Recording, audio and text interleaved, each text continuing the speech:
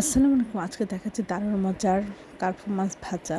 আমরা আধা চামচ হলুদ গুঁড়া, 1 চামচ মরিচের গুঁড়া, আধা চামচ ধনিয়া গুঁড়া, আধা চামচ জিরা গুঁড়া, আধা চামচ লবণ, অল্প আদা বাটা, অল্প রসুন বাটা সব কিছু দিয়ে পানিতে এইভাবে মশলাটা গুলিয়ে প্রতিটা মাছের পিসের মধ্যে আমরা খুব ভালো করে মশলাটা মাখাই দিব।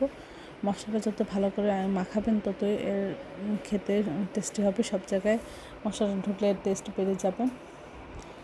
আমরা তারপরে তেলটা ভালো করে গরম করে মাছ দিয়ে দিব।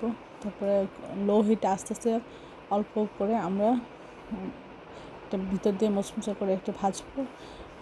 এভাবে একটু লাল লাল করে ভেজে নিয়েছি। এটা পুড়ে যায়নি, লাল লাল হয়েছে। আপনারা চাইলে একটু কম চাইলেও ভাজতে পারেন।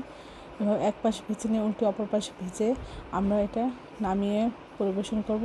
কিছুটা পেঁয়াজ বেরেস্তা করে এর উপরে পরিবেশনের জন্য দিয়ে দেবো। এতে দেখতেও সুন্দর হবে, খেতে অসাধারণ লাগবে। সবাই আমার চ্যানেলটি লাইক করুন, শেয়ার দেবেন, সাবস্ক্রাইব করবেন এবং প্রয়োজনকে বেশি বেশি করে শেয়ার দেবেন। আমার চ্যানেলে সব রকমের রান্নার রেসিপি রয়েছে, আশা করি দেখবেন। আর এভাবে মাছ ভাজলে যারা মাছ নাও খেতে চায় তারাও খুব মজা করে খাবে। আশা করি এভাবে এই রেসিপিটা একবার হলে ট্রাই করবেন।